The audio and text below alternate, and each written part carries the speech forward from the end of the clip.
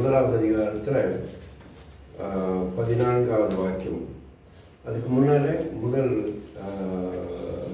3 வசனத்தை படிச்சுட்டு 14வது வசனத்துக்கு வருவோம். ஆதியிலே வார்த்தை இருந்தது, அந்த வார்த்தை தேவனிடத்தில் இருந்தது, அந்த வார்த்தை தேவனாயிருந்தது. அவர் ஆதியிலே தேவனோடு இருந்தார்.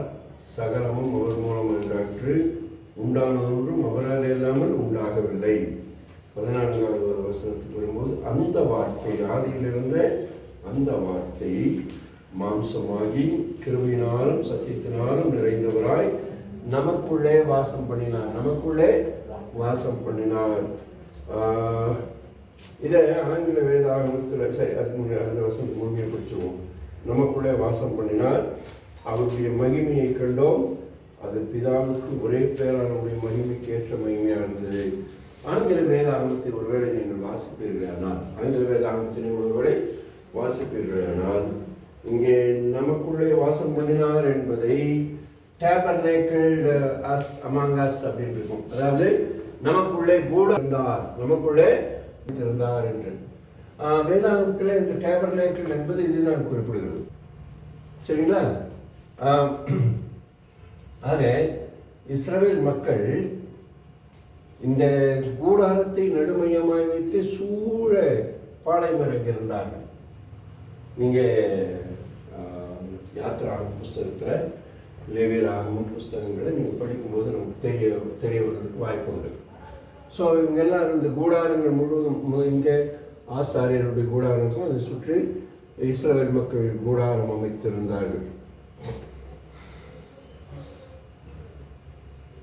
அது என்னத்தை காட்டுதுன்னா, இயேசுவானவரும் தம்முடைய மக்கள் நடுவில் வாசம் பண்ணுகிறார். இங்கே தேவன் வாசம் பண்ணுகிறார் என்பதுதான் அதனுடைய பொருள். இப்போ ஆனால் இதில் வேறு ஏதாவது அப்புறம் இந்த டேபர்னேக்கிள் கொஞ்சம் டீட்டெயில்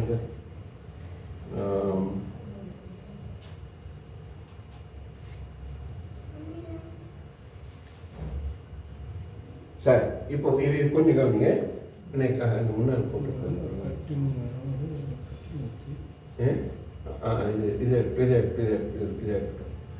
இப்போ பார்த்தீங்கன்னா, இந்த ஆசரிப்பு கூடாரத்தை நான் வேகமாக சொல்லிடுறேன். இதுதான் ஆசரிப்பு கூடாரம், இதுதான் ஆசரிப்பு கூடாரம். இந்த சூழல் இருக்கிற அந்த மதில் வெறும் தோலினால் செய்யப்பட்ட மூடி. ஏன் அப்படின்னு சொன்னால், உள்ள என்ன நடக்கிறதுங்கிறது வெளியில் இருக்கிறவங்க பார்க்கக்கூடாது. வெளியில் இருக்கிறவங்களும் உள்ள இருக்கிறவங்களும் வெளியே என்ன நடக்கிறவங்களும் பார்க்கக்கூடாது.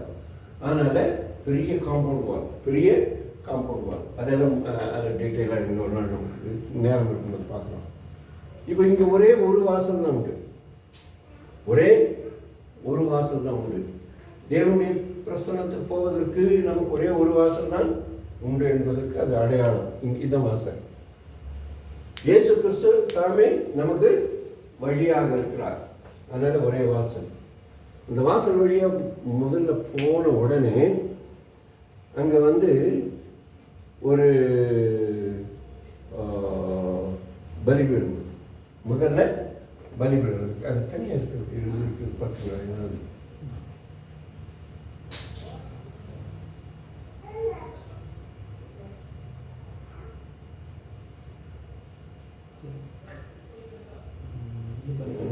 போதும்னு நினைக்கிறேன்.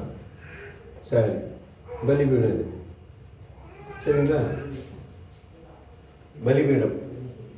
ஸோ பலியினால தான் ஒருத்தன் கடவுள்கிட்ட நெருங்க முடியும் என்பதற்கான ஒரு அடையாளமாக இது இருக்கிறது. இந்த வாசல் வழியாக ஒரு பிரவேசித்து இந்த பலிபீடத்திலே பலி கொடுத்து விட்டு, அங்கே முன்னால் ஒரு பெரிய பாத்திரம், அதில் தண்ணீர் இருக்கும். அந்த தண்ணீரில் தன்னை கழுவி கொள்ள வேண்டும். அது ஞான ஸ்நானத்துக்கு ஒப்பாக சொல்லுவாங்க. சரி, அதுக்கு இன்னொரு நாள் பார்ப்போம். இப்போ உள்ளே போகும்போது உள்ளே இருக்கிற இது எதாவது இருக்க பாருங்க.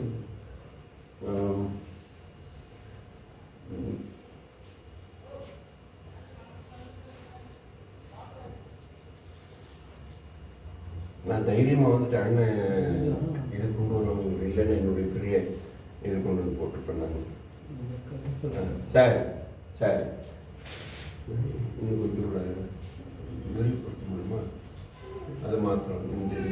மாத்திரம்.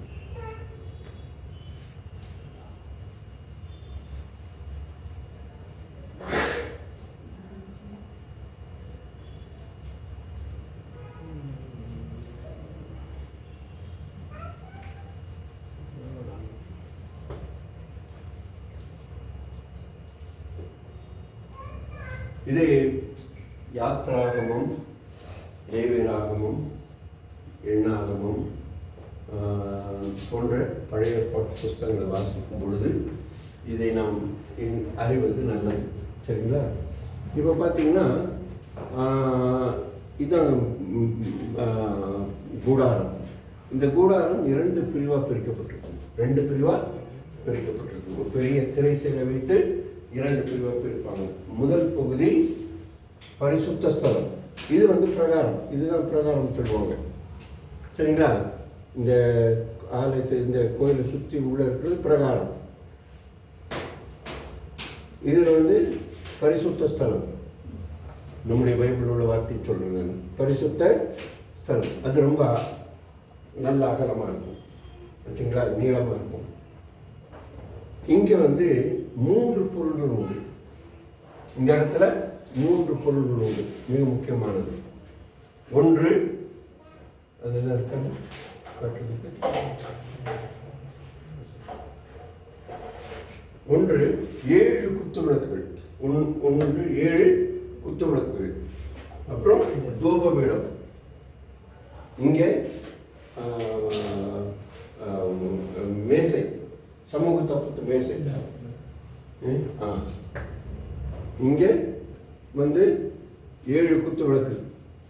இது சமூக தப்பத்து மேசை. இது தூபபீடம்.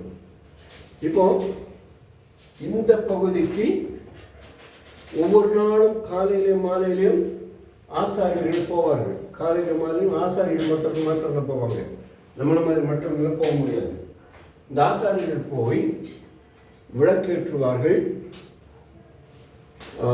தூபம் காட்டுவார்கள்.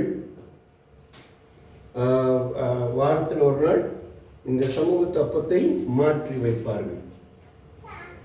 சரிங்களா? இந்த சமூக தப்பத்தை இவங்க சாப்பிடுவாங்க, ஆசாரிகள் சாப்பிடுவாங்க. புதுசாக போட்டுருவாங்க. இப்போ அந்த இது இது நமக்கு நிறைய ஆவிக்குரிய சத்தியத்தை சொல்லிக் கொடுக்குது. இது சுருக்கமாக சொல்கிறேன். விளக்கு, நானே உலகத்தின் ஒளியாக இருக்கிறேன் என்று சொன்ன இயேசுவை நமக்கு காண்பிக்கிறது, இயேசுவை பார்க்கிறதுக்கு.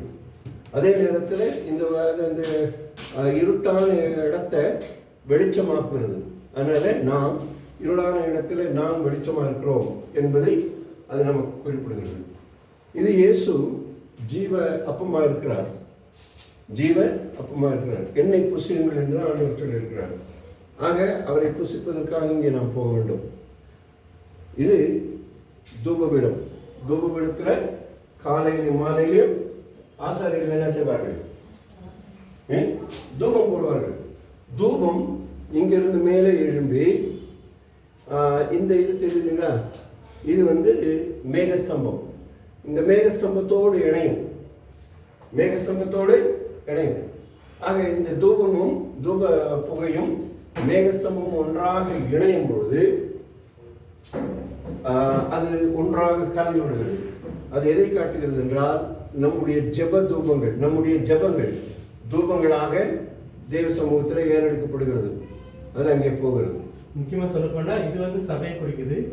இது சபையாருடைய ஐக்கியத்தை குறிக்குது. இது ஜெபம், சபையுடைய சபைக்கு. இதுதான் சபை தனிப்பட்டவங்களுக்கு அது பொருத்தமாக இருக்கு. நம்மளுடைய அர்த்தம், ஏற்பாட்டுக்குரிய அர்த்தம் சரிங்களா?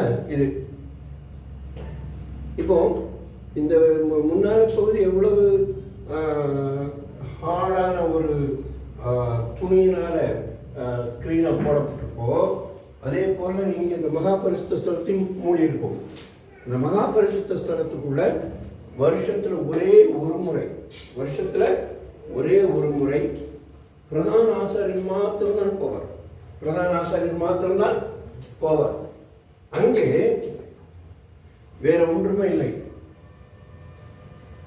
தேவன் கொடுத்த 10 கட்டளைகள் அடங்கின அந்த கல் உடன்படிக்கை உடன்படிக்கை பெட்டிக்குள்ள அந்த உடன்படிக்கை அந்த 10 கட்டளைகள் அது வந்து ஒரு பெட்டி, பெரிய பெட்டி போன்றிருக்கும். பெட்டியில் அது இருக்கும். கொஞ்ச நாள் வரைக்கும் அதில் ஆரோனுடைய கோல் துளிர்த்த கோல் அது இருந்தது. அதே போல இவர்களுடைய வனாந்தர வாழ்க்கையின் பயணத்தை குறிப்பிடுவதற்காக மன்னா அதில் பொற்பாத்திரத்தில் வைக்கப்பட்டிருக்கு சாட்சியாக. அது பிற்காலத்தில் அது காணாமல் போச்சு. அதனால் எபிரேயரை வாசிக்கும்போது அதை பற்றியெல்லாம் நம்ம அதிகமாக படிக்கிறது இல்லை. ஆக இந்த உடன்படிக்கை பெட்டி, அந்த உடன்படிக்கை பெட்டியின் மேலே ஒரு தங்கத்தகடு முழு எல்லாம் தங்கத்தினால் ஆனவைகள், தங்கத்தகடுகள். அந்த தங்கத்தகடு தான் தேவனுடைய பிரசனம். அதை கிருபாசனம் என்று சொல்வார். அதை கிருபாசனம். அந்த கிருபாசனத்தை மூடுவதற்கு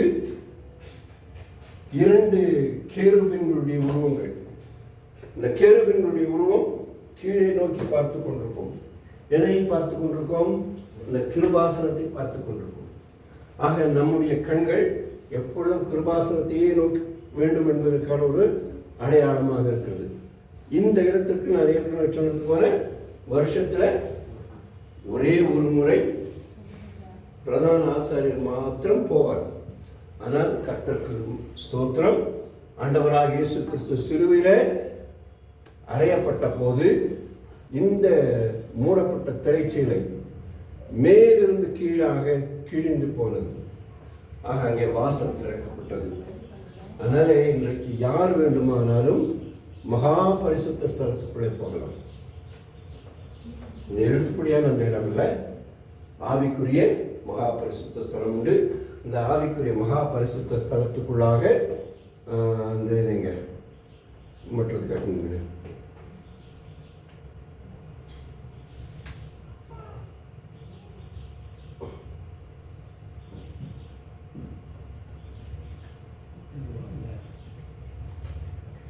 ஒரு விசுவாசி வெளியே இருந்து இந்த வாசலுக்குள்ளாக சென்று தன்னுடைய பலியை செலுத்தி தன்னை பரிசுத்தப்படுத்தி கொண்டு மகா பரிசுத்த ஸ்தலத்தில் வெளிச்சமாக இருந்து அப்பமாக இருந்து ஐக்கியம் கொண்டு ஜபத்தினாலே மகா பரிசுத்த ஸ்தலத்துக்குள் போக முடியும் என்ற உண்மையை நமக்கு கற்பிக்கிறது. இயேசு கிறிஸ்து மூலமாக இதாக்குகிறது. ஆச்சுங்களா? ஆக தேவனுடைய இது ஒரு பெரிய பாடம். ஆக்சுவலி ஒரு பெரிய பாடம். அதனால நான் ஒரே 5 நிமிஷத்தில் சொல்லி முடிச்சிட்டேன். ஊட்டியில் ஒரு எக்ஸிபிஷன் போட்டிருந்தாங்க, நான் போயிருந்தேன். இப்போ அந்த மாதிரி போடுறாங்க, இந்த மாதிரி ப்ராக்டிக்கலாக நம்ம பார்க்குறதுக்கெல்லாம். சரி, இந்த வெளி பிரகாரம் இருக்கு இல்லையா? வெளிப்பிரகாரம் ஆண்டவராக இயேசு கிறிஸ்துவனுடைய பலியை நமக்கு நினைப்பூட்டுகிறது. அங்கே சுத்தமான ஆட்டுக்குட்டி, பழுதற்ற ஆட்டுக்குட்டி அங்கே கொண்டு செல்லப்பட்டு பலியிடப்படுகிறது. அந்த பலியானது அங்கே அந்த பலிபீடத்தின் மேலே முற்றுமாக எரிக்கப்படுகிறது. அந்த பலிகளை பற்றியெல்லாம் நாம் தொடர்ந்து படிக்கலாம். அது கிறிஸ்துவே நமக்கான ஜீவ பலி என்பதை காட்டுகிறது. ஏனென்றால் யோவான் சுவிசேஷத்தில் திரும்பமாக வருகிறோம், உலகத்தின் பாவத்தை சுமந்திருக்கிற தேவ ஆட்டுக்குட்டியாக இயேசுதான் நமக்கு வருகிறார். யாத்திராமத்தில் 2வது பகுதி இதை எப்படி செய்வதுன்னு சொல்லி தான் நம்மளுக்கு யாத்திராமம் 21 வரைக்கும் 21 பிறகு நீங்கள் படிச்சிங்கன்னா எப்படி செய்யணும்னு சொல்லி தான் படிக்க வந்து போர் அடிக்கும். அந்த கருத்துக்கள் நீங்கள் தெரிஞ்சுக்கலாம்.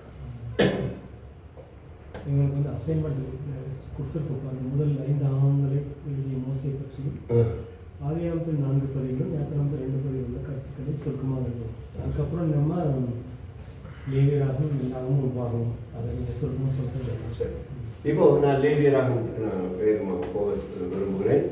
லேவியராகமம் என்ன சொல்கிறது? நீ ஆண்டவருக்கு முன்பாக எல்லாவற்றையும் சரி செய்து கொள். நீ ஆண்டவருக்கு முன்பாக எல்லாவற்றையும் சரி செய்து கொள். எப்படி சரி செய்வது? பழைய ஏற்பாட்டு மக்கள் எப்படி சரி செய்தார்கள், நாம் எப்படி சரி செய்வது என்பதை சொல்கிறது. எப்படி சரி செய்வது என்றால், தேவன் அவர்கள் கொடுத்திருக்கிற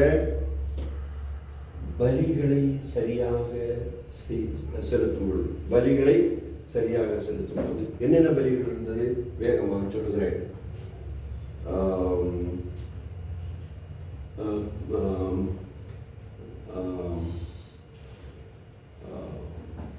சர்வாங்க தகன பலி. முதலாவது சர்வாங்க தகன பலி. சர்வாங்க தகன பலி. சர்வாங்க தகன பலின்னு என்ன அர்த்தம்? சர்வாங்க தகன பலி நம்ம படிச்சிடறோம். சர்வாங்க தகன பலி, சர்வாங்க தகன பலி என்ன அர்த்தம்? என்ன பொருள்? சர்வ அங்க பலி. அதாவது முழு உடலையும், இந்த ஆட்டினுடைய முழு உடலையும் முழுமையாக எரித்து விடுகிறது, பலி செலுத்துவது. அதே போல இரண்டாவது போஜன பலி. இரண்டாவது போஜன பலி. மூன்றாவது சமாதான பலி. நான்காவது பாவ பரிகார பலி. ஐந்தாவது குற்ற நிவாரண பலி. குற்ற நிவாரண பலி. இந்த 5 பலிகளை ஒருவர் ஒழுங்காக செலுத்த வேண்டும். ஒழுங்காக செலுத்த வேண்டும். ஒருவேளை நீங்கள் கேட்கலாம், இன்னைக்கும் அந்த பலிகளை நாம் செலுத்தணுமா? இன்றைக்கு அந்த பலிகளை செலுத்தணுமா? ஒரு ஆட்டை பிடிச்சிட்டு போய் வெட்டி என்ன சொல்லுவாங்க, கடா வெட்டுறது சொல்லுவாங்க, அந்த மாதிரி வெட்டணுமா அப்படின்னு கேட்கலாம். நமக்கு அதற்கான அவசியம் இல்லை. ஏனென்றால் கிறிஸ்து நமக்காக பூரண பலியாக ஒரே முறை பலியானார். அதனால நாம் பலி செலுத்த வேண்டிய அவசியம் கிடையாது. இரண்டாவது, எல்லாவற்றையும் சரியாக வைத்துக் கொள்ள வேண்டும். எல்லாவற்றையும் சரியாக வைத்துக் கொள்ள வேண்டும். எவைகளெல்லாம் சரியாக வைத்துக் கொள்ள வேண்டும்? முதலாவது, ஒவ்வொரு ஓய்வு நாளையும் நாம் சரியாக கை கொள்ள வேண்டும். ஒவ்வொரு ஓய்வு நாளையும் சரியாக கை கொள்ள வேண்டும். இரண்டாவது, பஸ்கா பலியை சரியாக கடைபிடிக்க வேண்டும். வருடத்தில் ஒரு முறை பஸ்கா பண்டிகை கொண்டாடுவார்கள். பஸ்கா என்பது நமக்கு எதை குறிப்பிடுகிறது? பஸ்கா என்பது நமக்கு எதை குறிப்பிடுகிறது? நம்முடைய ஆண்டவராக இயேசு கிறிஸ்துவினுடைய சிலுவை மரணத்தை குறிப்பிடுகிறது. சிலுவை மரணத்தை குறிப்பிடுகிறது பஸ்கா. மூன்றாவது, பெந்தேகோஸ்தே நாளை நாம் கடைபிடிக்க வேண்டும். பெந்தேகோஸ்தே நாளை கடைபிடிக்க வேண்டும். பெந்தேகோஸ்தே நாள் என்றால் 50வது நாள். பஸ்காவை தொடர்ந்து வருகிற 50வது நாள். அந்த 50வது நாள் என்ன நடந்தது? பஸ்காவிற்கு என்ன நடந்தது? யாராவது சொல்ல முடியுமா? சரி, பஸ்காவுக்கு 50வது நாள் பெந்தேகோஸ்தே நாள் என்ன நடந்தது தெரியுமா? சபையில் பரிசுத்த ஆவியானவர் வந்தார். அதை நாம் நினைவு கூற வேண்டும். அடுத்து, எக்கால பண்டிகையை கொண்டாட வேண்டும். எக்கால பண்டிகையை கொண்டாட வேண்டும். அதே போல பாவ பரிகார நாளை கொண்டாட வேண்டும். ஆண்டில் ஒரு முறை பாவ பரிகார நாளை கொண்டாட வேண்டும். ஆறாவதாக பாவ பரிகார நாள், அட்டோன்மெண்ட். அடுத்ததாக நாம் இப்போ பார்த்தோம் இல்லையா, ஆசரிப்பு கூடாரம். அந்த ஆசரிப்பு கூடாரத்தை நாம் வைத்திருக்க வேண்டும். வாரத்தில் ஒரு நாள் ஒரு ஓய்வு நாள் வரும். வாரத்தில் ஒரு நாள் ஒரு ஓய்வு நாள் வரும். அதே போல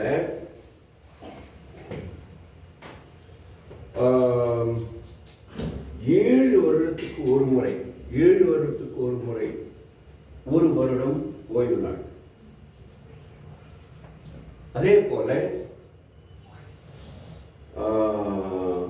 யூபிலி ஆண்டு என்று சொல்வார்கள்.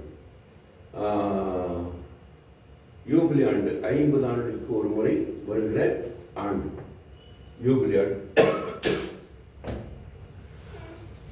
சில மிஷன் நிறுவனங்களில் அல்லது ஊழிய நிறுவனங்களில் 7 ஆண்டுக்கு ஒரு முறை, ஒரு வருடம் முழுவதும் அந்த ஊழியருக்கு, அந்த தலைவருக்கு, அந்த சபையினுடைய மூப்பருக்கு 1 வருஷம் லீவ் கொடுத்துருக்காங்க, சம்பளத்தோட கூட. எங்கேயாவது வெளிநாட்டுக்கோ அல்லது ஒரு இதுக்கு அனுப்பி படிக்கவோ எதை செய்யவோ ஓய்வு எடுக்கவோ இருப்பாங்க. மோஸ்ட்லி படிக்க இருப்பாங்க 1 வருஷம். அதை நம்ம கடைபிடிச்சா நல்லது. எதிர்காலத்தில் ஊழியர்கள் வளர்ந்து வந்தாங்க.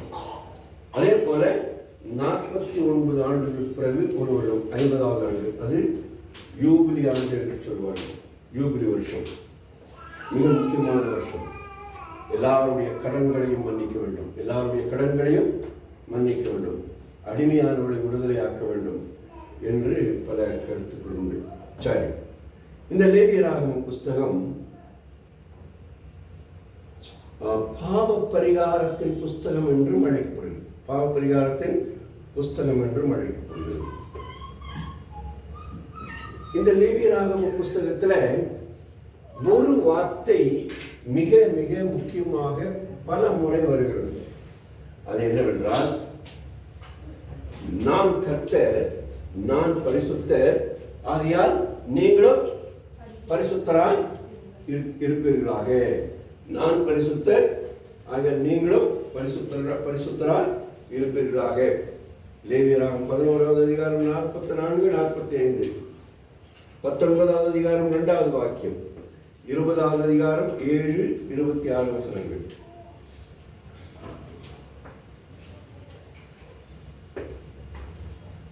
இந்த புஸ்தகம் இஸ்ரவேல் மக்களை தேவன் எப்படியெல்லாம் பயிற்சிவித்தார் என்று நமக்கு சொல்கிறது.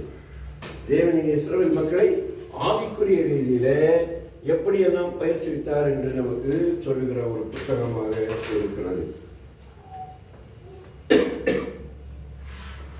லேவியராகமும் சட்டங்களை எப்படி நாம் கைக்கொள்வது என்று நாம் கற்றுக் கொடுக்கிறது. வேகமாக ஆதியாகமத்திலிருந்து வருகிறேன். ஆதியாகமத்தில் மனிதன் சீரழிந்து போனான். ஆதியாகமத்தில் மனிதன் சீரழிந்து போனான்.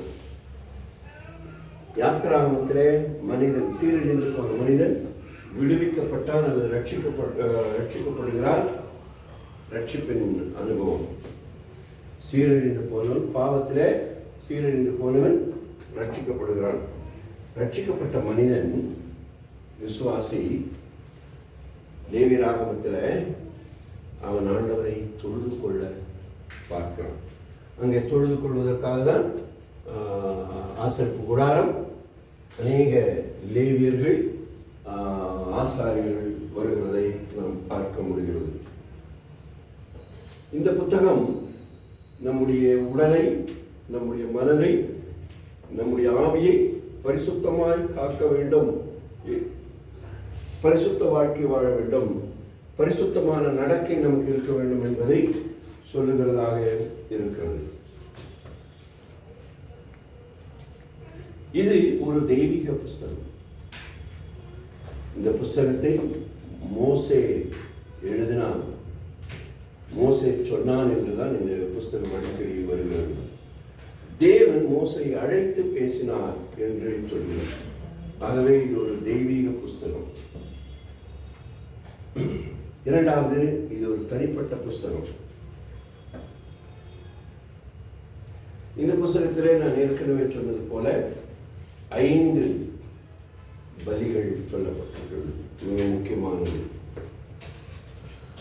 நாம் ஏற்கனவே பார்த்தபடி யோவான் 1:9 இயேசுவே அந்த பூரண பலியின் பலியாடாக வருகிறவர் என்பதை நாம் பார்க்க முடிகிறது. அதைத் தொடர்ந்து பாவத்தின் சம்பளம் மரணம். அந்த மரணத்தை முழுமையாக போக்குவது இயேசு கிறிஸ்துவின் ரத்தம் என்பதை நமக்கு காண்பிக்கிறது. இந்த புஸ்தகத்தில் இயேசு கிறிஸ்துவை நாம் பரிபூர்ண பலியாக பார்க்கிறோம். பூர்ண அல்லது பரிபூர்ண பலியாக பார்க்கிறோம். இயேசு கிறிஸ்து தான் அந்த ஆட்டுக்குட்டி என்று நாம் பார்க்கிறோம். இந்த பரிபூர்ண பலியை செலுத்தக்கூடிய பிரதான ஆசாரியனாக இயேசுவை பார்க்கிறோம். பிரதான ஆசாரியர். ஆக பலி செலுத்தப்பட்ட இந்த இயேசு கிறிஸ்து ஆட்டுக்குட்டி நமக்கு விருந்தாக மாறுகிறார்.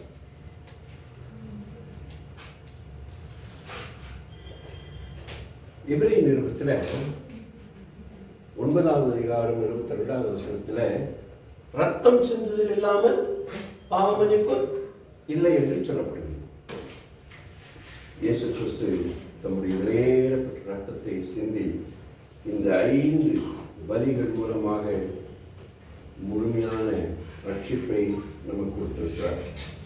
சரி, இப்போ வேகமாக இந்த 5 பலிகளிலே இயேசு கிறிஸ்துவை நாம் எப்படி பார்க்க முடியும் என்பதை நான் சொல்லிவிடுகிறேன். முதலாவது பூர்ண சர்வாங்க தகன பலி. அது அர்ப்பணத்தை குறிப்பிடுகிறது. சர்வாங்க தகன பலி அர்ப்பணத்தை குறிப்பிடுகிறது. லேவியராம் 1வது அதிகாரத்தில் நாம் அதை பார்க்க முடியும். அர்ப்பணம், அர்ப்பணிப்பு, சரண்டர். 2வது போஜன பலியாக 2வது அதிகாரத்தில் நாம் வாசிக்கிறோம். அது நம்முடைய சேவையை குறிப்பிடுகிறது, நம்முடைய ஊழியத்தை குறிப்பிடுகிறது. சேவை அல்லது ஊழியத்தை அது நமக்கு குறிப்பிடுகிறது. சமாதான பலி அது நம்மை ஆண்டவருக்கு நன்றி உள்ளவர்களாய் மாற்றுகிறது. நன்றி செலுத்தும் பலியாக 3வது அதிகாரத்தில் வாசிக்கிறோம். நன்றி பலி பாட்டுறாங்க, நன்றி பலி நன்றி பலின்னு. அதனால இது நன்றி பலி. 4வதாக பாவ பரிகார பலி. பாவ பரிகார பலியாக கிறிஸ்து நமக்கு பதிலாக நமக்காக மாறுகிறார் என்பதை குறிப்பிடுகிறது. அடுத்ததாக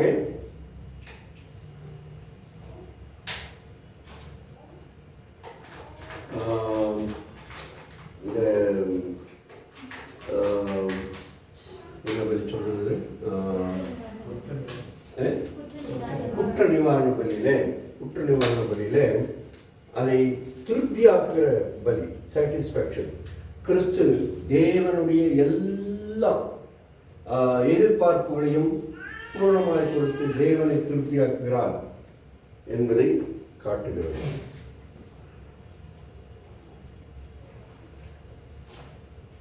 இப்போ என்னைக்கெல்லாம் நீங்க இந்த சர்வாங்க தகன பலியை பார்க்குறீங்களோ அப்போல்லாம் என்னை ஜீவபலியாய் ஒப்பு கொடுத்தேன் என்று நீங்கள் பாடும்போது அந்த பலியை நாம் நினைவு கூற முடியும். அந்த பாடலை பாடும்போது அதை பொருளறிந்து பாடினார். என்னை ஜீவபலியாய் ஒப்பு கொடுத்தேன் என்று நாம் பாடும்போது பொருளறிந்து பாடினால் அப்படியாக நாம் நம்மை ஆண்டவருக்கு ஒப்பு கொடுக்க முடியும்.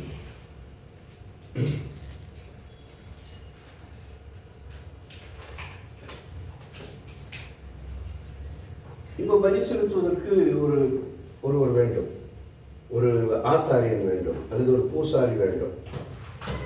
பூசாரி தேவன் தெரிந்து கொள்கிறார். லேவி கோத்திரத்திலிருந்து தேவன் பூசாரியை தெரிந்து கொள்கிறார். 12 கோத்திரங்களிலே இந்த கோத்திரத்தை தேவன் தெரிந்து கொண்டார். அதில் அவர்கள் எல்லாரும் ஆசாரியர்கள், பூசாரிகள். ஆனால் பெரிய பூசாரி, தலைமை பூசாரி ஒருத்தர் இருக்க வேண்டும் அல்லவா?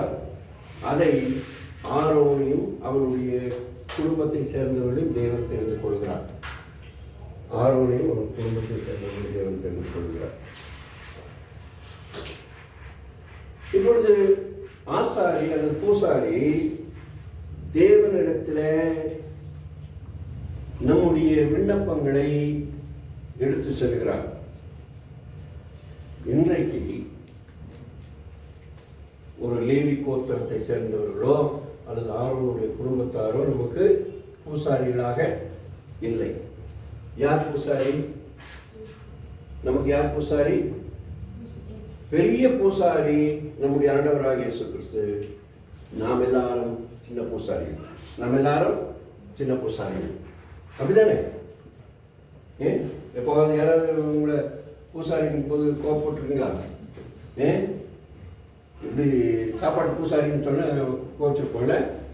ஆனால் நம்ம எல்லாரும் உண்மையிலே பூசாரிகள். நம்ம எல்லாரும் உண்மையிலே பூசாரிகள். ஏனென்றால் வேதம் அப்படிதான் சொல்கிறது. ராஜாக்களும் ஆசாரியர்களும் ஆக்கினார். ராஜாக்களும் ஆசாரியர்களும் ஆக்கினார். நாம் எல்லாரும் ஆசாரியர்களாக இருக்கிறோம், லேவியர்களாக இருக்கிறோம். லேவியர்கள் என்ற அந்த இஸ்ரவேலின் கோத்திரத்து லேவியர்களாக அல்லாமல் பலி செலுத்தும் லேவியர்களாக இருக்கிறோம். நாம் என்ன மாதிரி பலியை செலுத்துகிறோம்? உதடுகளின் கனியாகிய ஸ்தோத்திர பலியை செலுத்துகிறவர்களாக இருக்கிறோம். உதடுகளின் கனி எபிரேயர் நிருபத்தில் நாம் அதை பற்றி படிக்கிறோம். ஆசாரியர்கள் லேவியராகமத்தில் முக்கியமானவர்கள். இஸ்ரவேல் மக்கள் வாழ்க்கையில் அவர்கள் மிக மிக முக்கியமானவர்கள். அவர்கள் எல்லாரிலும் தலைமை பூசாரி மிக மிக மதிக்கப்படத்தக்கவர். ஆசாரியனாக தேவன் மோசையை தெரிந்து கொண்டார். மோசே தனக்கு அடுத்த ஸ்தானத்தில் இருந்து தன்னுடைய அண்ணன் ஆரோனை அந்த பதவியை வகிக்கும்படியாக சொன்னார். அதனாலே மோசேதான் தலைமை ஆசாரியனை அபிஷேகம் பண்ணுகிறார், அந்த பணிக்கு நியமிக்கிறார். நாம் எல்லாரும் பவுலுடைய வார்த்தையின்படி ஜீவ பலிகளாக நாமே ஒப்பு கொடுத்து நாமே ஆசாரியர்களாக இருந்து நாம் பலி செலுத்துவர்களாக இருக்கிறோம். ரோமர் 12வது அதிகாரம்.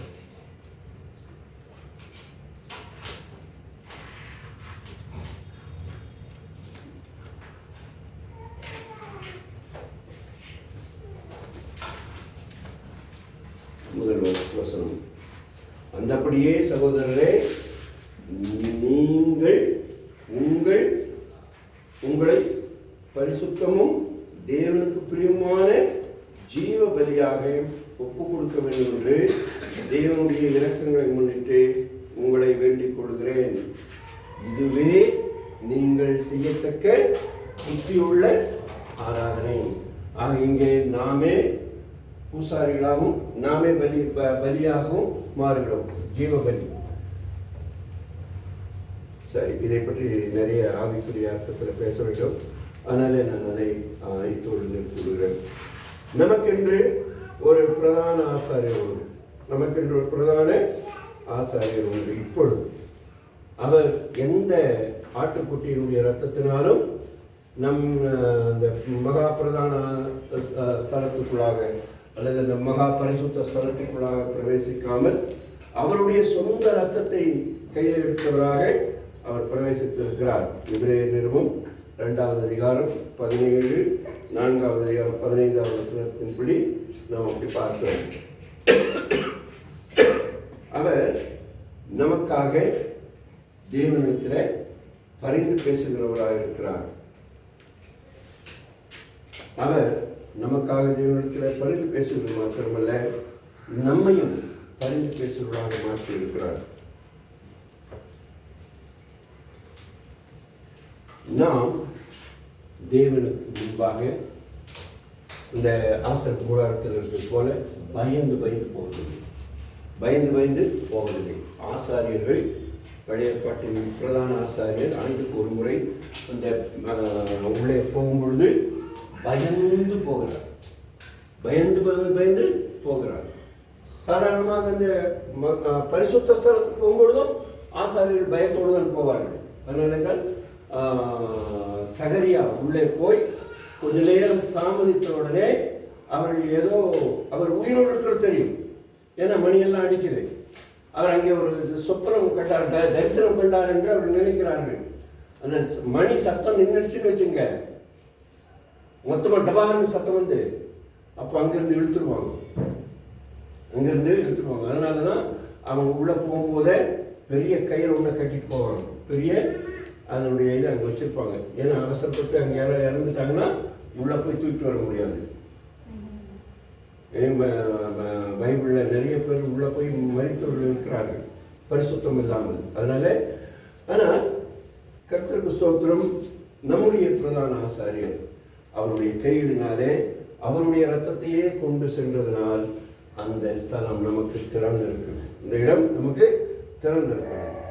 கீழே இருந்து திரைய மேலே கிழிச்சிருந்தாங்கன்னா என்ன சொல்லியிருப்பாங்க?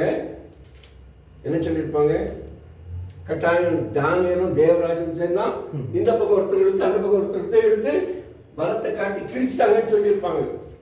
ஆனால் அப்படி செய்யலை. மேலே இருந்து கிழிச்சதுனால அது எட்ட முடியாத உயரத்துக்கு, இப்போ இதை விட மேலான உயரம், அங்கிருந்து கிழிக்க முடியுமா? முடியாது. அதனால அது தேவனை செய்தார் என்பதற்காக சொல்லியிருக்காங்க. ரைட். அது நமக்கு ஒரு பிரதான ஆசாரியர் உண்டு. இயேசுவே அந்த பிரதான ஆசாரியர். அவர்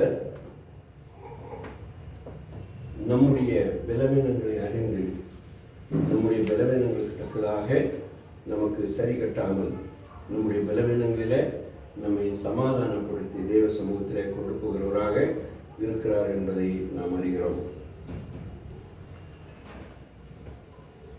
ஏற்கனவே சொன்னது போல 7 பண்டிகைகள், அந்த 7 பண்டிகைகளும் மிக மிக முக்கியமானவைகள்.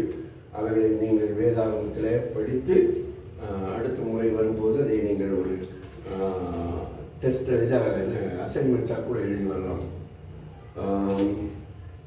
இப்படி சொல்கிறேன். அடுத்த வகுப்பு வரும்போது பழைய பாட்டில் 5 பலிகள், அதே போல் இந்த பண்டிகைகள் இவைகளை நீங்கள் எழுதி வரும்படியே கேட்டுக்கொள்கிறேன். பண்டிகைகளை பற்றி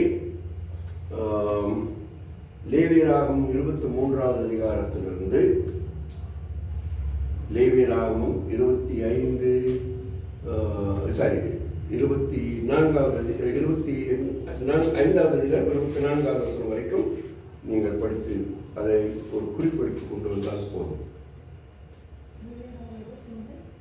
23:1 25-24 வரைக்கும்.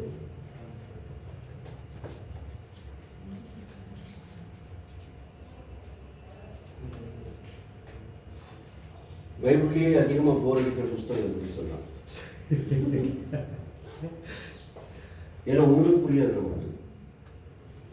சிலர் இந்த புஸ்தகத்தை அப்படி குதிச்சிருவாங்க. ஆனால் நீங்களும் அப்படி செய்யக்கூடாது. அதனால நான் இதை நீங்கள் படிக்கணுங்கிறதுனால உங்களுக்கு இது அசைன்மெண்ட்டாக கொடுக்குறேன். சரி, இது நமக்குரிய புஸ்தகம். இது மீட்கப்பட்ட விசுவாசிகளுக்கான ஒரு புஸ்தகம். அதனால் இதை ஆராதனை எண்ணத்தோடு நாம் அணுகி இந்த புத்தகத்தை நாம் படித்தால் இன்னும் சிறப்பான ஆசீர்வாதங்களை நாம் பெற்றுக்கொள்ள முடியும். மீட்கப்பட்டவர், ரட்சிக்கப்பட்டவர் ஆண்டவரை எப்படி ஆராதிக்க வேண்டும் என்பதை குறிப்பிடுகிறது. எப்படி ஆராதித்தார்கள், நாம் எப்படி ஆராதிக்க முடியும் என்று நமக்கு சொல்கிறது.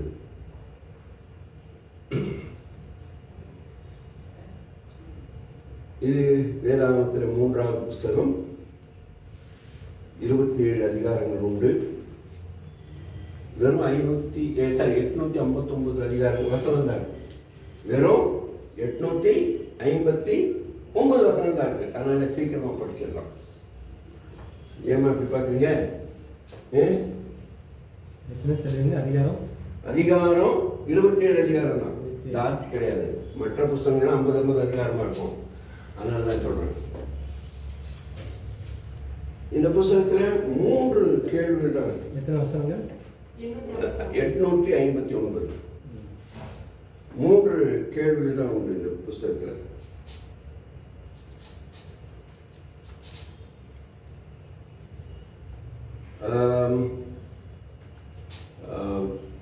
பிரபுயா சொல்லும்போது சொன்னாங்க,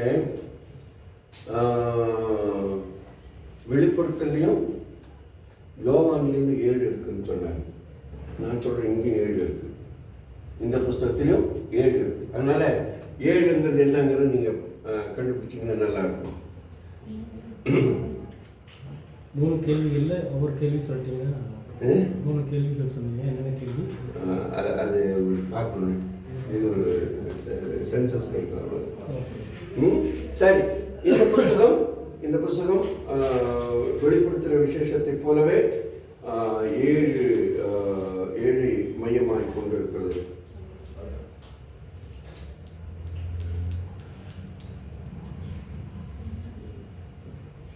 இந்த புஸ்தகத்தை ஒருவேளை நீங்கள் எப்படி படிக்கலாங்கிறதுக்கு ஒரு சின்ன ஆலோசனை சொல்கிறேன்.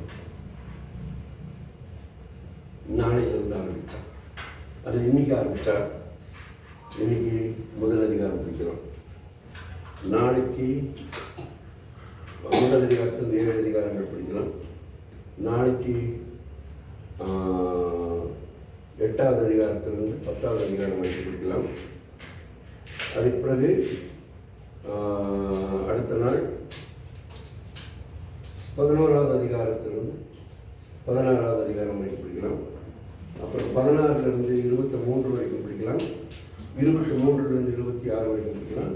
26லிருந்து 27 அதிகாரம் படிக்கலாம். இது ஒரு சின்ன வரைமுறை உங்களுக்கு வசதியாக இருப்பதற்காக. ஏன் அப்படின்னு சொல்லி நீங்கள் 7 கேட்டிங்கன்னா, 7 நாளைக்கு ஒரு நாள் ஓய்வு நாள். ஒவ்வொரு 7 ஆண்டுக்கு ஒரு முறை ஓய்வாண்டு சபாட்டிக்கல் இயர்னு சொல்லுவோம். சபாட்டிக்கல் இயர் ஓய்வுங்கிறது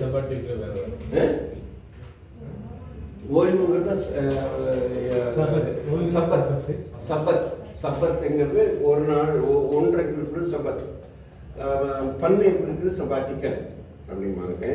7 49 50வது வருஷம் எல்லாத்தையும் ஃப்ரீயாக இருக்கணும். கடை வாங்கினது, கொடுத்தது, இடத்த அடமானம் வச்சது எல்லாமே ஒரு ஃப்ரீயாக இருக்கும். அவங்க சொந்தக்காரங்க. இதில் இன்னொரு விஷயம் என்னென்னா, ஆண்டவர் என்ன சொல்லியிருக்காருன்னா, எப்பா நீ அதுக்காக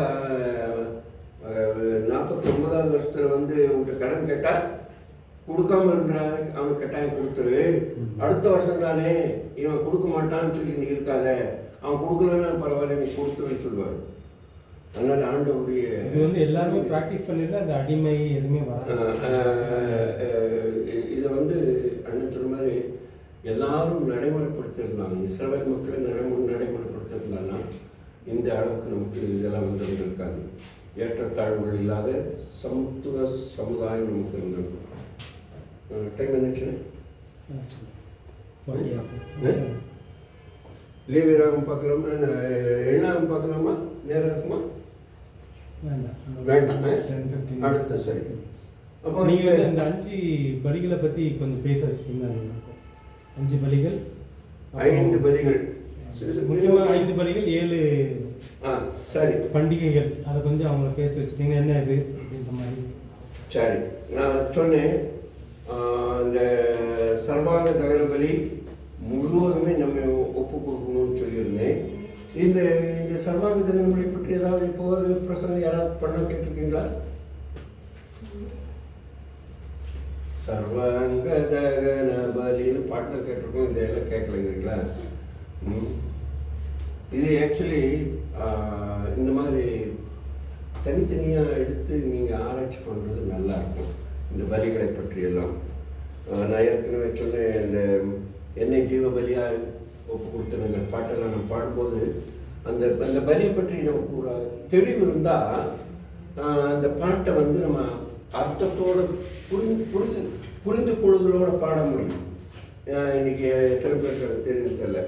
இங்கிலீஷில் 2 பாட்டு இருக்குது, உங்களோட எத்தனை பேருக்கு தெரியும் தெரியல. Consecrate me now to thy service, Lord, by the power of thy grace divine. Let my soul look up with the steadfast hope, and my will be lost in thine. அருமையான பாட்டு. அதே போல் take my life let it be concentrated. அது தமிழில் கூட இருக்குது அந்த பாட்டு. இந்த இந்த இந்த பாமாலைகள் எல்லாம் அது வந்து வேற ஒன்றும் இல்லை, கம்ப்ளீட் சரண்டர் தான். சர்வாங்க தகன பலின்றது வந்து எந்த இப்போ கையோ காலோ தனியாக அது இந்த சர்வாங்க தகன பலி இஸ்ரேல் மக்கள் கொடுக்கும்போது அதுலேருந்து சாப்பிட்றதுக்கோ அல்லது பூசாரிகளுக்கோ மற்றவங்களுக்கோ எதுவுமே கிடைக்காது, கம்ப்ளீட்டாக எரிச்சிடணும். அதுதான் முக்கியமான கருத்து. அது நம்ம ப்ராக்டிக்கலாக பார்க்கும்போது வாழ்க்கையை வந்து முழுமையாக அர்ப்பணிக்கணுன்றது தான். இயேசு அது மாதிரி கம்ப்ளீட்டாக நமக்காக கொடுத்தாரு, நம்மளையும் கம்ப்ளீட்டாக அவர் கொடுக்கணும். கம்ப்ளீட் சரண்டர், ஃபுல் சரண்டர், முழுமை. எதையும் நமக்குன்னு வச்சிருக்கக்கூடாது. இப்போ நம்ம வாழ்க்கையில் நமக்கு ஒரு பங்கு வச்சுட்டு ஒரு பங்கு கடவுள் கொடுக்கலாம் அப்படின்ற ஒரு கான்செப்ட் இருக்கக்கூடாது. அதுதான் அந்த bad complete offer full offer முழுக்க எரிச்சிடுது. அது வந்து கம்ப்ளீட்டாக எரிச்சிடுவாங்க. அது ஒரு ஆடோ அல்லது மாடோ அல்லது நீங்கள் புறாவோ இருந்துச்சுன்னா இந்த பலியில் வந்து எதையுமே எடுத்துகிட்டு வர முடியாது, எல்லாத்தையுமே நெருப்பில் எரிச்சிடலாம். ரெண்டாவது பலி பார்த்தீங்கன்னா கிரெயின் ஆஃபரிங் பார்த்தீங்கன்னா அது உணவு பலின்னு வரும். அது உணவு பலி அல்லது அது வந்து பான பலின்னு சொல்லுவாங்க, அல்லது போஜன பலின்னு சொல்லுவாங்க. அதில் வந்து அப்போ இருக்குது, ரொட்டி இருக்குது, அப்புறம் திராட்சைப்பழ சாறு இருக்குது. இது எதுக்காக பிரைமரியாக கொடுத்தாருன்னா ஆண்டவர் வந்து பூசாரிகளுக்கு சாப்பிட்றதுக்கு எதாவது வேணும் அந்த காலகட்டத்தில். இதில் வந்து ஒரு பங்கு கடவுளுக்கு வந்து இப்படி காட்டுவாங்க, என்ன சாப்பிட்றது அசைவாட்டிட்டு அதில் ஆரோனுக்கு எது பங்கு, பெரிய பூசாரிக்கு எது பங்கு, மற்றவங்களுக்கு எது பங்கு, எல்லாமே பெரிய ரூல்ஸ் இருக்குது. இல்லை ஆக்சுவலி வந்து அதை வந்து கொடுக்குறது எவ்வளோ கொடுக்கணும்னு இருக்கும். அவங்க வந்து இதை வந்து நல்ல மாவாக்கி நல்லா ஜலிச்சு, ஏன்னா சும்மா மாவாக்குறது அப்படியே கொண்டு வரக்கூடாது. மாவானது ஜலிச்சு அதில் ஃபைன் ஃப்ளவர்னு சொல்லுவாங்க, என்ன சொல்கிறது, ரொம்ப தின்னானது எடுத்தோடனே பிசைகிற மாதிரி அந்த மாதிரி நல்லா ஜலிச்சு அது சுத்தமான இதை கொண்டு வரணும். அப்படி கொண்டு வரும்போது அவங்க வந்து இவ்வளோ கொண்டு வரணும்னு இருக்கும் ஒவ்வொரு இதுக்கும். அது வந்து இப்போ உதாரணமாக ஒரு படி கொண்டு வரணும்னு வச்சுங்களேன், ஒரு பெரிய படி 1 லிட்டர் கொண்டு வரணும்னா அதை வந்து ஒரே ஒரு கையளவு தான் எடுக்கணும். அந்த ஒரு கையளவு எடுத்து அதை வச்சுட்டு அது மேலே மற்ற எண்ணெய் அதெல்லாம் போட்டு அதை வந்து ஆண்டவர் காமிப்பாங்க. காமிச்ச பிறகு மீதி இருக்கிறத ஆசாரிகள் அதில் வந்து ஆரோனுக்கு விழா, அவனுடைய பிள்ளைகளுக்கு விழா, மற்ற லேவியர்களுக்கு விழான்னு சொல்லி கணக்கு இருக்குது. அதை நீங்கள் படிச்சிங்கன்னா தெரியும். இது மெயினாக வந்து பழைய ஏற்பாட்டில் கொடுத்ததுடைய நோக்கம் பூசாரி வேலை செய்கிறவங்களுக்கு லேவி கோத்திரத்துக்கு இடம் கிடையாது, வேற ஒன்றும் கிடையாது. இதை வச்சு தான் அவங்க குலைக்கணும், அதுக்காக தான் கொடுக்குறாரு. இது வந்து புதிய ஏற்பாட்டில் பார்த்தீங்க அப்படின்னா எப்படி நம்ம தசமாக கொண்டு வந்து கொடுக்குறது, சபையில் கொண்டு வந்து காணிக்கை கொடுக்குறது வந்து அதை வச்சு அந்த ஊழியக்காரங்க படைக்கணும் அப்படின்றது தான் கனெக்ஷன்.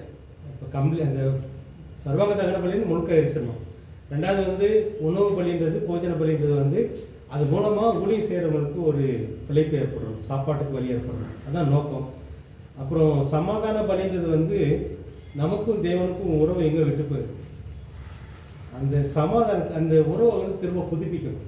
இப்போ இஸ்ரேல் மக்களுக்கு வந்து ஒரு பாவத்தினாலேயோ மற்றவங்களோட சப்போர்ட்ட சண்டையினாலேயோ இன்னொருத்தனுக்கு எதோ செஞ்சதுனாலேயோ தேவனுக்கும் மனுஷனுக்கும் உறவு விட்டு போயிடுச்சு. அந்த உறவை புதுப்பிக்கிறதுக்காக கொடுக்கறது தான் பீஸ் ஆஃபரிங். அது நீங்கள் இன்னொரு பார்க்க என்ன கடவுளோடு உள்ள உறவாடும் பலின்னு கூட சொல்லலாம். புதிய 2 வசனத்தை சொல்கிறேன், நீங்கள் இந்த வசனங்களை நோட் பண்ணிவிட்டு நீங்கள் படிச்சிங்கன்னா நல்லாயிருக்கும். எபேசியர் 2வது அதிகாரம் 14வது வசனத்தையும், கொலோசியரில் 1வது அதிகாரம் 10வது வசனத்தை இதோட இணைச்சி படிச்சிருங்க. லேவியராம் 3வது அதிகாரத்தை படிக்கும்போது, லேவியராம் 3வது அதிகாரத்தை படிக்கும்போது எபேசியர் 2:14, கொலோசியர் 1:20 நீங்கள் படி. இது வந்து நீங்கள் புதிய ஏற்பாட்டுக்கு வந்தீங்க அப்படின்னா கம்யூனியனில் இதை செய்யணும். அதாவது நம்ம 2 பேர் கிட்ட சண்டை போட்டோம் அப்படின்னா கடவுளோட உறவே கட்டாயிடுச்சு.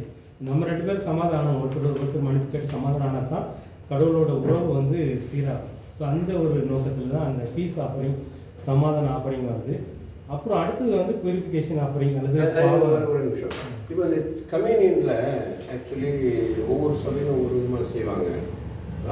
அந்த பாவ அறிக்கை செய்யணும்னு சொல்லிட்டு அவங்க பாவ அறிக்கை செய்வாங்க. குறிப்பாக அந்த நேரங்களில் என்ன செய்வாங்கன்னா, இந்த குறிப்பிட்ட பாவம் செய்தவங்க அல்லது தவறு செய்தவங்க யாரோட சண்டை பண்ணியிருக்காரோ அவர்கிட்ட தனிப்பட்ட முறையில் போய் ஒப்புரவாகுவாங்க. சில வேலைகளில், சில நேரங்களில் நானே கண்ணால் பார்த்துருக்கேன். சாரி என்னை மன்னிச்சிரு. ஏன்னா அது எவ்வளோ பிரசவம் பண்ணாலும் அவர் கேட்காது.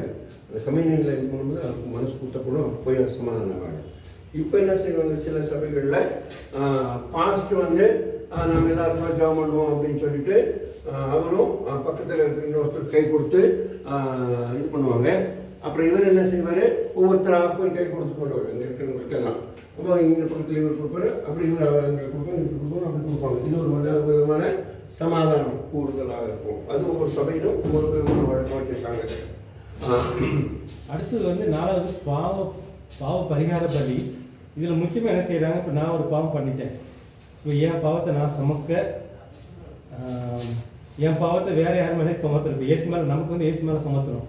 அவங்களுக்கு என்ன அப்படின்னா ஒரு காளையை கொண்டு வந்து ஒரு ஆட்டை கொண்டு வந்து அது தலை மேலே கையை வைக்கணும். வச்சு இவங்க செஞ்ச பாவத்தை அந்த ஆட்டுக்குட்டி மேலே சுமத்தணும், அல்லது அந்த மாட்டு மேலே சுமத்தணும். சுமத்திட்டு அதை பலி கொடுக்கணும். ஸோ இதுதான் வந்து அதை அட்டோன்மெண்ட்னு சொல்கிறோம். இது வந்து நமக்கு வந்து நமக்கும் தேவனுக்கு இடையில அந்த பாவங்கள் உணர்வுகள் வரும்போது அதை நம்ம இயேசு மேலே சுமத்துறோம். நம்ம கம்யூனியன் எடுக்கும்போது அதையுமே செய்கிறோம். வந்து நம்ம தப்பு பண்ணியிருக்கோம், நம்ம ஆண்டு நமக்கு ஒரு குத்துது அப்படின்னா அதை இயேசு மேலே இயேசு தலை மேலே அதை சுமத்தி அந்த கம்யூனியன் எடுக்கும்போது நமக்கு ஒரு பரிகாரம் ஏற்படுது. அதுதான் பழைய ஏற்பாட்டுக்கும். இது வந்து பியூரிஃபிகேஷன் ஆஃபரிங், சின் ஆஃபரிங், அட்டோன்மெண்ட் அப்படின்னு பல இதில் சொல்லுவாங்க. முக்கியமாக இங்கே நடக்கிறது, தப்பு பண்ணவன் ஒரு ஆட்டையோ ஒரு மாட்டையோ கொண்டு வந்து புறாவையோ கொண்டு வந்து அது மேலே கையை வைக்கணும், வச்சு அவன் பாவத்தை சுமத்தணும், சுமத்தி பலி கொடுக்கணும். இதில் பங்கெல்லாம் அவங்களுக்கு இருக்குது, பூசாரிகளுக்கு பங்கு. இது 4வது. 5வது வந்து கிஃப்ட் ஆஃபரிங் சொல்லுவாங்க. இது கொஞ்சம் புரியுது, கொஞ்சம் கஷ்டமாக இருக்கும். இப்போ தப்பு பண்ணிவிட்டு அதை சரி பண்ணுறதுக்கு ஒரு கணக்கு கொடுக்கும். சின்ன ஆஃபரிங் வந்து பாவத்தை இயேசு தலைமையில சுமத்துறது, மாட்டு மேலே மாடு மேலே சுமத்துறது. இதை வந்து to make amends for wrong doing, நான் பண்ண தப்பை சரி செய்கிறதுக்கு கொடுக்க வேண்டியது. ஒருவேளை ஆண்டோடைய நியமம் ஒன்று இருக்குது, ஒரு கட்டளை ஒன்று இருக்குது, அதை நான் மீறிட்டேன், அல்லது நான் செய்ய வேண்டியது, நான் பொருத்தனை பண்ணியிருக்கேன், அந்த பொருத்தனையை நான் செய்யலை. ஸோ அதை வந்து சரி பண்ணுறதுக்காக பண்ணுறது தான் இந்த கிஃப்ட் ஆஃபரிங். இப்போ நான் பொருத்தனை பண்ணிவிட்டு அதை செய்யலை, ஒரு உணர்வு கொடுக்குறாரு ஆண்டவர், ஒரு குத்துதல் கொடுக்குறாரு, நான் இதை போய் செய்யணும். ஸோ இதுதான் அந்த கிஃப்ட் ஆஃபரிங்கிறது, அந்த குற்ற உணர்வு நீக்கும் பலி அப்படின்றது. ஸோ இதுக்கும் புதிய ஏற்பாட்டுக்கும் நல்ல கனெக்ஷன் இருக்குது. ஆனால் கொஞ்சம் சேர்த்து இது புரியுறது கொஞ்சம் கஷ்டமாக இருக்கும், சேர்த்து படிக்கும்போது ரொம்ப இன்ட்ரெஸ்டிங்காக இருக்கும்.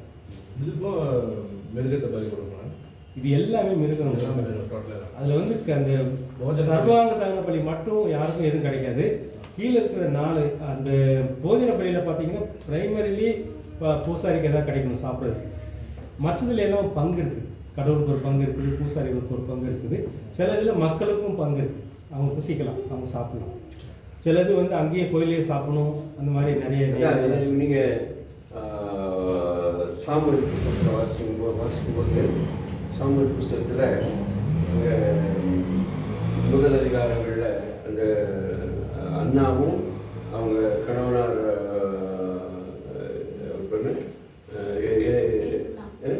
எல்கானாவும் எல்கானாவுடைய 2வது மனைவி பிள்ளைகள் வரும்போது அவங்க சாப்பிட்றாங்க இல்லையா, அது இந்த இதுதான். அது மாத்திரம் இல்லை, அந்த காலகட்டங்களில் நீங்கள் இன்னொரு ஞாபகம் கொடுத்த முறை ஏலியினுடைய பிள்ளைகள் வந்து அங்கே இவங்க சாப்பிட்றதுக்காக கொடுக்கப்பட்ட இதை அங்கே வந்து அவங்க யாருடைய உத்தரவு இல்லாமல் பெரிய இந்த சூலாயுதம் இருக்குல்ல நம்ம ஊரில், அந்த சூலாயத்தை வச்சு டக்குன்னு போட்டு எடுத்துட்டு போவாங்க. அந்த மாதிரி எல்லாம் இருக்கும். அதனால யாருக்கு என்ன கொடுக்கணுங்கிறதெல்லாம் அதில் இருக்கும். இவங்க ஏமாற்றுறவங்களும் வஞ்சிக்கிறவங்களும் இருக்கதான் செய்கிறாங்க. நன்றி. முக்கியமாக பார்த்தீங்கன்னா இந்த பழைய 12 கோத்திரத்தில் ஆண்டவர் 12 கோத்திரத்தில் 1 வந்து இந்த லேவி கோத்திரத்தை பிரித்து எடுக்கிறாரு. அவங்க கூட தான் க்ளோஸாக இருப்பார். மற்ற 11 கோத்திரத்து கூட வந்து க்ளோஸாக இருக்க மாட்டார்.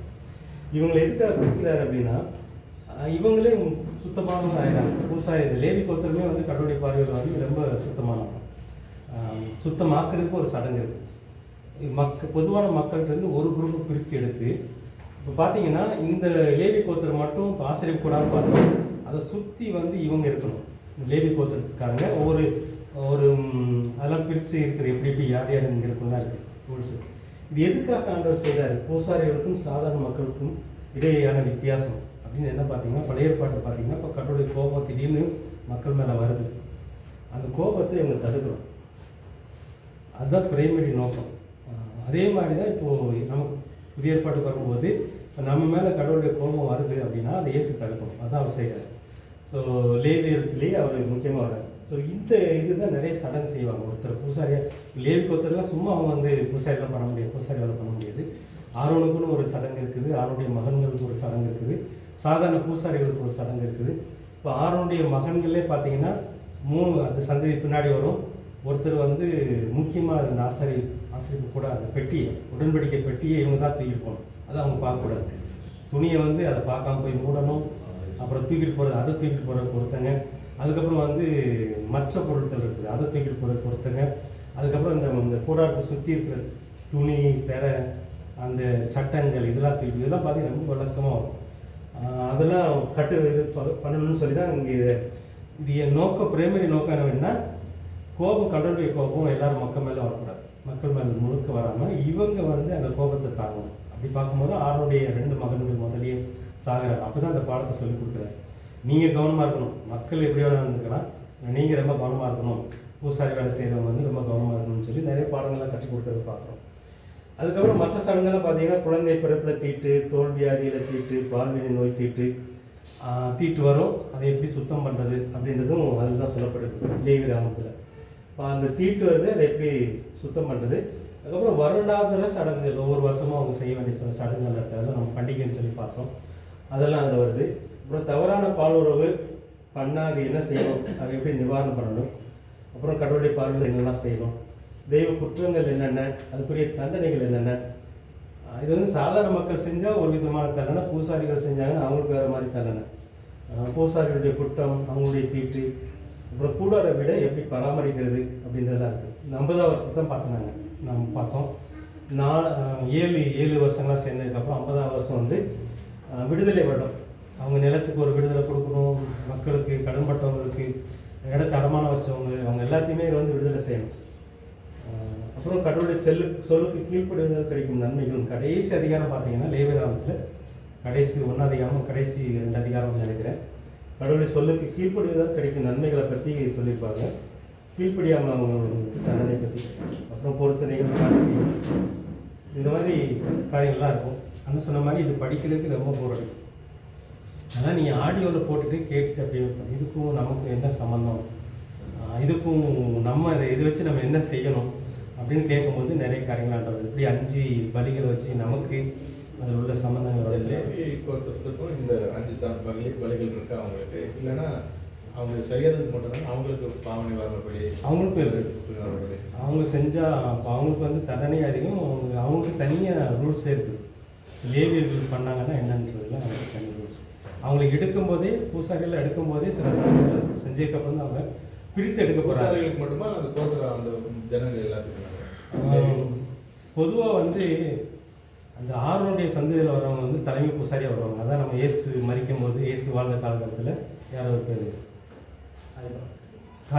காய்பான்றவர் இந்த சந்ததியில் வருவாங்க. அந்த சந்ததி மட்டும்தான் அதை அவங்க தான் தலைமை பூசாரியாக இருக்கணும், சந்ததியாக வருவாங்க. மற்றவங்களை வந்து அப்பப்போ சுத்திகரித்து எடுத்து இந்த கோவில் வேலைகளை, இந்த ஆசரிப்பு கூடார வேலைகளை பராமரிக்கிறாங்க. முதல்ல ஆசரிப்பு கூடாரமாக இருக்குது, அதுக்கப்புறம் கோவிலாக மாறுது, சாதாரண காலத்தில் கோவிலாக மாறுது. அப்புறம் கோவிலில் வந்து அதை சுத்திகரிக்கிறது, அதில் உள்ள வேலைகள், அந்த காணிக்கைகளை வாங்கி வைக்கிறது, அதை வந்து பங்கு போடுறது, இதுக்கெல்லாம் வந்து லேவியர். பொதுவாக வந்து நம்ம புதிய ஏற்பாடு வரும்போது லேவியர்களாக, ஆசாரியர்களாகன்னு பார்க்குறோம்ல. அதில் பூசாரியாக தினசரி உள்ளே போகிறவங்களுக்கு வந்து யார், நம்ம யோவானுடைய அப்பா, அவர் வந்து அதில் உள்ளவர் தான். சீட்டு போட்டு பார்க்குறாங்க, யார் இன்னைக்கு போய் உள்ளே போய் தூப்பப்பட்டம் போடுறது அப்படின்ற மாதிரி. தினசரி போகிறவங்க வர நிறைய கூட்டம்லாம் நிறைய ஆயிடுது, அதுக்கெல்லாம் செலக்ட் பண்ணுறாங்க. அவங்க சீட்டு போட்டு பார்த்து இவங்க இன்னைக்கு போகணும். இவங்க தினசரி பலிகள் இருக்குது, காலை பலி, மாலை பலின்னு இருக்குது. ஆனால் பிரதான ஆசிரியர் வருஷத்துக்கு ஒருக்க மட்டும்தான், அவர் தான் மகாபிரசுத்த ஸ்தலத்துக்குள்ளே போவார். இவங்களுக்குள்ள நிறைய ரூல்ஸ் இருக்குது. அது சில காலங்களில் சடங்காக மாறுது, சில காரியங்களை மீறுறாங்க, அந்த மாதிரிலாம் வருது. ஆனால் இயேசு இந்த பூமியில் வாழ்கிற வரைக்கும் இந்த சடங்குகள் நடக்குதுன்னு பார்க்குறேன். லேவியன்னு பார்த்தீங்கன்னா கோவிலில் உள்ள வேலைகளை செய்கிறவங்க. பிரதான ஆசாரியர்னு பார்த்தீங்கன்னா இந்த பூசை வேலை செய்கிறவங்க. ஆசாரியர் வந்து தினசரி பூசைக்கு போகிறவங்க, பிரதான ஆசாரியர் வந்து வருஷத்துக்கு ஒருத்தர் மட்டும் செய்யணும். ஸோ இந்த மாதிரி நீங்கள் ஞாபகத்தில் வச்சுட்டாங்க. இவங்க அந்த 5 பலியும் செய்கிறது இவங்க தான். இவங்களுக்குரிய காணிக்கைகள் வந்து நம்ம பழைய ஏற்பாட்டில் ஒரு இடத்துல பார்ப்போம். இந்த ஆரோனுக்கு நிறைய அவங்களுக்கு முக்கியமான உடலில் அந்த ஆடு மாடு வெட்டினாங்க அப்படின்னா முக்கியமான பகுதிகள் அவங்களுக்கு கிடைக்கும். அப்போ தான் இந்த இவங்களுக்கு ஒரு கோபம் வருது. யார் 250 பேர் கூப்பிட்டு வருவாங்க. போராகன்ற வந்து இவங்களுக்கு நல்ல கறியாக கிடைக்குது, நல்ல பீஸாக கிடைக்குது, நமக்கு கிடைக்கல, நாங்களும் தூவம் போடுவோன்ட்டு வருவாங்க. அங்கே 250 பேர் சாவாங்க. இந்த மாதிரி நிறைய காரியங்கள் நடக்குது. பார்க்கலாம் அதெல்லாம். இந்த மாதிரி இது வந்து தேர்ந்தெடுக்கப்பட்டால் தான் அவங்களுக்கு இந்த வேலை செய்ய முடியும். உங்களுக்கு வேலை இருக்குது, உங்களுக்கு வேறு வேலை இருக்குது. அதில் பார்த்தீங்கன்னா ஒரு மிருகத்தை வெட்டினா எந்த பகுதி பிரதான ஆசிரியருக்கு, எந்தது மற்ற பூசாரிக்கு, எந்தது மற்ற லேஜருக்கு, எல்லாமே ரூல்ஸ். அந்த மாதிரி ரூல்ஸ் வர அப்படியே ஃபார்ம் ஆகிட்டே வரும். வேறு எதாவது கேட்க வந்தீங்களா? கொஞ்சம் கஷ்டம் தான் படிக்கிறது, ஆனால் தெரிஞ்சுக்கும் போது நல்லாயிருக்கும். முக்கியமாக நீங்கள் அதை படிக்கும்போது எனக்கு என்ன இருக்குது, இந்த பழைய ஏற்பாட்டு இந்த சடங்கில் நான் எதாவது செய்யணுமா, இப்போ சர்வாங்க தகன பலினா என்ன முழுமையாக அர்ப்பணிக்கணும், அப்புறம் போஜன பலி அப்படின்னா நான் யாருக்கு ஊழியம் செய்கிறவங்களுக்கு நான் என்னுடைய பங்கு என்ன அதை கொடுக்குறது, அப்புறம் பீஸ் ஆஃபரிங் சமாதான பலினா எங்கேயாவது உறவு விட்டு போயிருக்குது அதை எப்படி நான் சரி பண்ணுறது. ஸோ அந்த மாதிரியெல்லாம் நம்ம ப்ராக்டிக்கலாக பார்க்கும்போது அதோடைய கனெக்ஷன் நமக்கு நல்லா புரியும். ஆனால் வந்து ஆண்டவர் வந்து ஒரு திட்டத்தோடு தான் இதெல்லாம் கொடுக்குறாரு. இதெல்லாம் நிழல், நிஜம் வந்து இயேசுக்குள்ளே வரும்போது அது நிஜமாக மாறும். வேறு ஏதாவது கேட்க விரும்புகிறீங்களா? ஏதாவது ஜெபம் பண்ணி முடிச்சிடலாமா? யார் ஜெபம் பண்ணுறது? பிரபு ஜெபம் பண்ணிடுங்க.